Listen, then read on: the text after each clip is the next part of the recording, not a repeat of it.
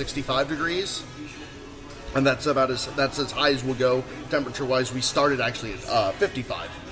So we started at 65, then drop it down to 55. I had to reverse that. And then that does take longer. But White Labs actually has created a new strain of yeast that ferments under pressure. Ferments under pressure. Yeah. And instead of it taking the 3 to 4 weeks to make a Pilsner, you can knock one out in 2 weeks now. No way. Yeah.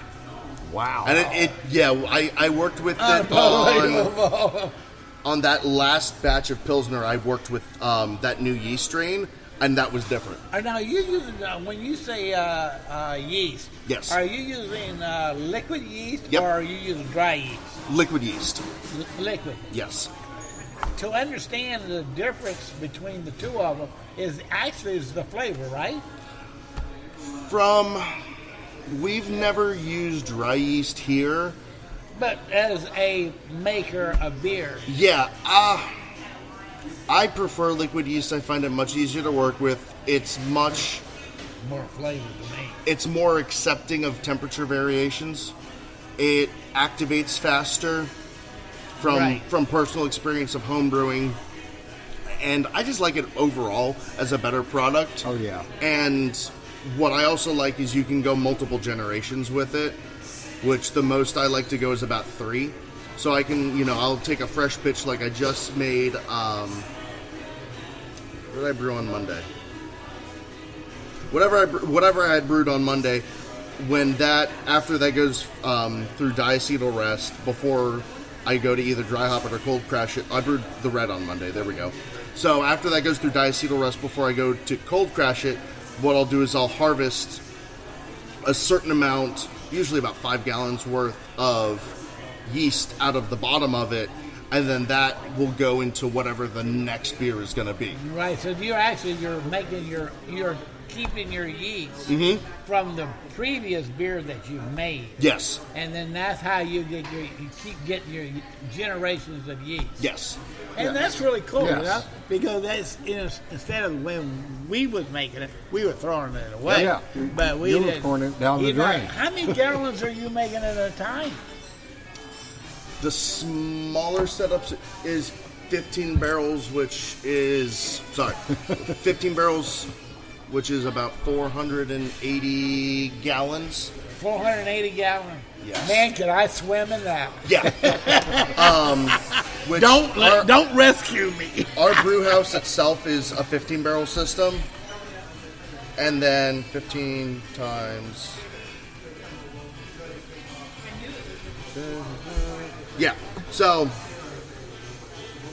the brew house itself is a 15 barrel system. We have 4 15 barrel fermenters, and then we have 2 30 barrel fermenters. So to do the 30 barrel, it's a double brew.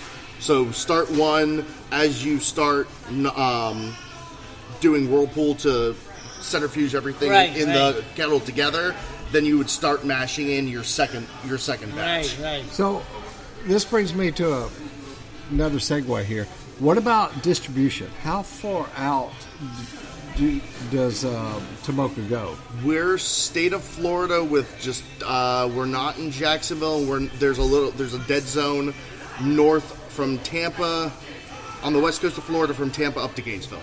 Otherwise, we're through the rest of the Miami, stuff. Key West? Not 100% sure about Key West, but I know we're in Miami.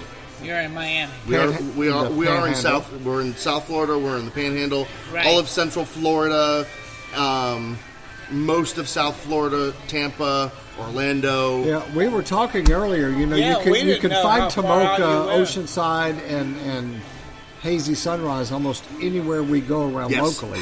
Yeah, Right. all of your Walgreens, all your Winn-Dixies, vast majority of the Publixes, ABCs, Yes. Total Wines. You're a busy boy making some beer. Yes. Yeah, it's a busy job. What is it, around the clock production? No. And everything's done at this facility. We do everything but Hazy and Oceanside. Hazy and Oceanside, we actually contract through Brew Hub out of Lakeland. Okay. Which I don't know. Have you heard of them before? I've seen it on the highway, but I don't know exactly what they do. They are contract brewers. Contract brewers So, like Oscar Blues? Yes. Oscar Blues, I know, makes some highlight. Oscar Blues now up in North Carolina is doing Highlight. Highlight previously, before Oscar Blues bought Cigar City, Highlight was predominantly made Highlight, Maduro, and Florida Cracker. Florida Cracker, For the most part, were actually made a brew hub. Right. I didn't know that.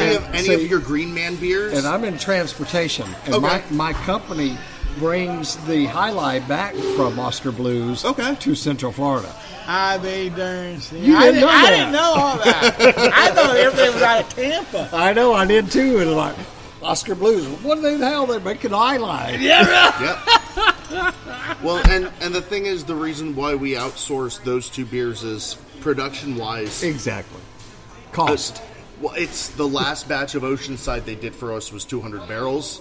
And to put that into perspective, I have 120 barrels worth of capacity here. Right. So that's almost double of what I have tank-wise. And they just do 2 100-barrel batches for us. All right. Hey, I don't want to rush anything, but we're getting really long and we got a lot of beer left. Okay. Next so one. Let's drink. Yeah, I like that idea. I love it. Irish Red. Irish Red, love it. One of our most popular. It's about as standard and close to the style of a normal Irish Red as you're going to get. Low biscuity, little bit of sweetness from the malt. Irish Red. You ever been to Ireland? I have not. Oh, nice smooth finish. Love Ireland. I'd like to go eventually, but... Well, I'm a travel agent. Well, my wife is, and I, of course... He works for his wife. Yeah, she's the boss. I just try out the beer. There you go.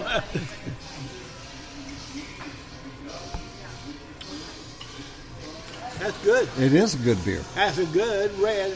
That's a good beer. 5% alcohol, super smooth, easy drinking. Yes. Oh, that's an all-day beer. Yeah, that's definitely a session. Yeah.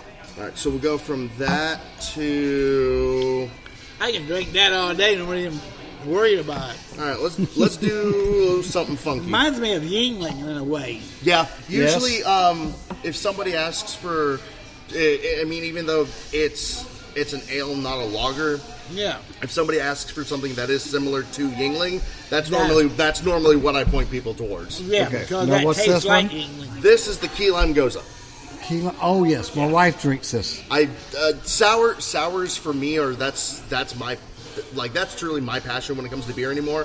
I was an IPA guy for my fiance, she introduced me. I didn't like IPAs. She introduced me to it was the 2012 it's very tangy version of the Terrapin's Isn't that an Athens beer? yes. So That's a Bulldog, Georgia Bulldog beer. Oh God, he's got to bring this up every freaking episode. What's with this guy? Well, he said it. I like messing with you. I said Terrapin. You said Georgia. But yeah, I know. I can't think of the. I've had it. I can't think of it either. Every year they always do a fresh hop single hop IPA. Right. And I forget which one it was, but that was the first IPA. She's like, you need to drink this. That's good. And that's how I ended up drinking nothing but IPAs for about 3 years, and then I got burnt on drinking them. So then I've pretty much switched over to mostly everything sour. Key lime goza. That's very good. Tangy. Very crisp. tangy, very... You'll get the tanginess, of course, from the key lime itself. You'll get a little bit of the sea salt on the back end. Right. And then also it is a lactobacillus bacteria culture. Now, how do you get the key lime? The lime itself, is it a dry type lime or real lime? We juice them. Oh, you really juice the lime itself? So you buy a lot of lime. A lot of limes. Whoa, dude. Somebody's lips are puckered by the time they get done. I would love to just come and watch the process sometime. Well, if you guys ever want to, would just be awesome. let me know. Batch of key limes, grind them up, process it. Yeah, I would love to watch the process because we're home brewers. Yeah. Well, we used to be. Now we're just drink beer. We got. Well, to the we age where it's discovered hard to pick it up. Once carry it. we were talking about this earlier. Once Florida released some of the container laws, then it opened it up. Yeah. And before we were homebrewers, the only way we could get this type of beer was to homebrew. To make it. So now that we can go to Tomoka Brewery and all these other wonderful places and have this beautiful beer, why should we go to the trouble of homebrewing Right. anymore? Yeah. Definitely. No, we can come, and go to the brewery and drink.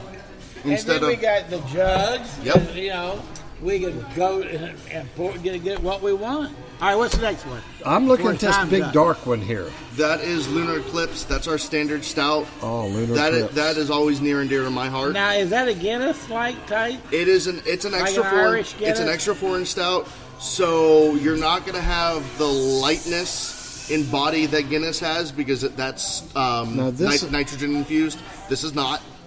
Not peanut butter and banana? Nope, we'll get to that. Oh, okay. That's Elvis. Love it. Love it. Nitrogen infused.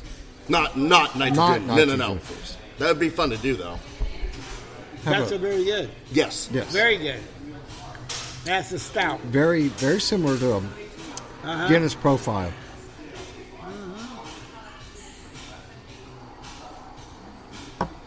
Very good. Okay. All right. Go Very good Grayson. flavor. We will. We're on a roll. Let's do. All right. We'll do, since we were dark to dark. This is the king. This is the imperial version of Elvis, which is a peanut butter banana brown ale. This is an imperial peanut butter banana brown ale. Oh, Now, yeah. how do you do the peanut butter? You really put peanut butter in there? There's roasted peanuts in the mash. Then Roasted there's peanut. liquid. There's organic, just straight peanut butter in the boil. Wow. So when you're boiling, you got that flavor. And then the banana comes from the Hefeweizen yeast. Oh, from the Hefeweizen yeast. So you're taking the that's yeast nice. and getting that the last part of Yep. it before you're bottling or whatever. Sweet baby Jesus. Yes. I had that a couple of years ago. I'm like, wow, that's awesome. And I came here and I had that. Like, sweet baby Jesus. That That's very good. Yeah, I went up to Pennsylvania about 3 years ago to see my fiance's family, and of course at that time we weren't getting Dew Claw here in Florida. Now you can get Dew Claw in Florida, so you can get Sweet Baby Jesus pretty much anywhere. And that was one I was asking a bunch of friends, like, what should I pick up? And that was one. And then the Flying Dog, the crab boil, the one that they make with Old Bay. Oh, I haven't had that one. Very interesting. Got to try that. It's interesting. Which Flying Dog, that's a New Jersey beer, isn't it? Long Island. No, Flying Dog? Oh, Flying Dog. Flying Dog's from Delaware. No, that's They're I Delaware? was thinking No, of no, Blue. no. Blue. Where? What am I thinking you're about? thinking Blue Point. Blue Point. And Flying Dog they make a lot of different 60 minutes, 90 minutes. no, that's That's Dogfish. Dogfish. That's who I was That's thinking who about. you were thinking. That's Delaware. I'm pretty sure Flying Dog is out of Maryland Yeah, I think so. because of. Oh, it is. That's yeah, right. yeah. Yeah. With the C thing, with the dog face. Right, on right. it. And the Yeah. Weird graphics. all the yeah. I forget who that's all inspired by. Of course, as soon as I stop talking, it'll That's come to okay. my head. All right, last one. We'll do the really funkiest one for last. This is Tom Yum. This is also a Goza, but it is made with lemongrass, coriander, and a bunch of different peppers. Really? Yep. Oh, What yeah, kind yeah, of yeah, peppers? yeah. Yeah. I know what you're. Yeah. That one for me, I can do literally about 4 ounces, and then that's enough of the peppers. Yeah. But every time I make chili, two cans go into my chili. Oh yeah. Mm-hmm. All right. Cans? Two cans worth. You heard it here. You heard it here first. Anybody's always welcome to steal that idea from me. It smells of pepper. Very nice. Very dry. And Here goes. And because we use fresh peppers that we juice, every single batch is always just a little bit different, and that's one of the things that I love about What it. kind of cayenne? There are Thai finger chilies, there are habaneros, jalapenos, and serrano. Wow. Wow. That's good. We've done